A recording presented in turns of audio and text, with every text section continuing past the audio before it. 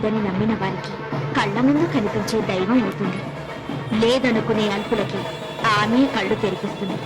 నైవేద్యాన్ని ఆ అమ్మనే పిలిచి తినిపించాడు ఓ చిన్న పూజారి. ఓం శ్రీ కనకదుర్గా దేవి దత్తాత్రేయ, నేను ట్రస్టీ గారితో మాట్లాడొస్తాను. త్వరగా నైవేద్యం పెట్టేసి మేయర్ గారింటికి ప్రసాదం పట్టుకెళ్ళాలి. నేను వేద పాఠశాలకు వెళ్ళాలి, తొందరగా రండి. అవన్నీ తర్వాత, అమ్మవారికి నైవేద్యం పెట్టాకే వెళ్ళు. నేను ట్రస్టీ గారితో ప్లేట్ల కలెక్షన్ గురించి మాట్లాడి వెంటనే వచ్చేస్తాను. ఎక్కువ మంత్రాలు చదవకుండా త్వరగా కానీ పులిహోర పైన జీడిపప్పు కదలకుండా నైవేద్యం పెట్టు.